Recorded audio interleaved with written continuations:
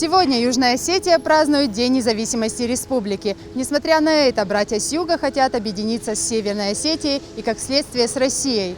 Как относятся к этой идее жители Владикавказа, мы узнаем прямо сейчас.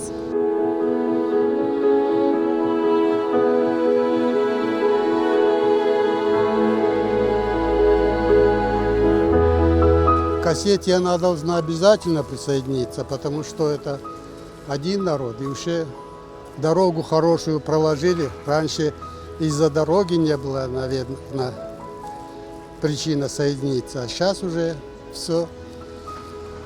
Никаких препятствий нету, наверное, уже. Я не за, потому что Южная Осетия как было отдельным государством, так пусть и остается.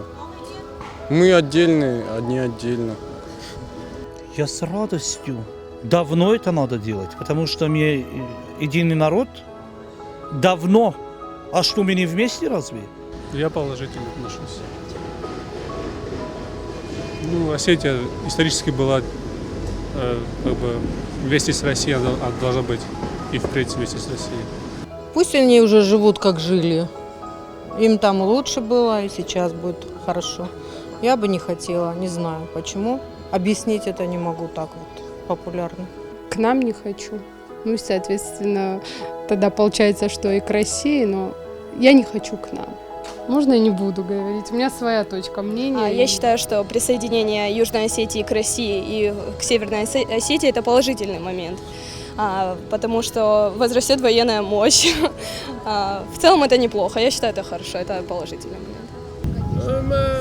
Мы думаем, что это недопустимо. Мне и так внимания не хватает на один город. Представляете себе, если еще один появится, там же такие живут ребята, на меня не хватит энергии. Это наш народ, и Россия это прекрасно знает, потому что они для России тоже братья. Южная Осетия. Я отношусь отрицательно. Я считаю, что у Осетии есть возможность у нас создать свое независимое, суверенное государство. А наша культура, наша история показывает, что мы вполне можем создать мы имеем гражданское общество, поэтому я думаю, что у нас есть шанс. Если честно, отрицательно, это ужасно. Нам все равно, если честно. То, что все равно, это будет неправильно. Я думаю, Осетия должна быть одна. Все должны быть соединенные, все должны жить одной жизнью.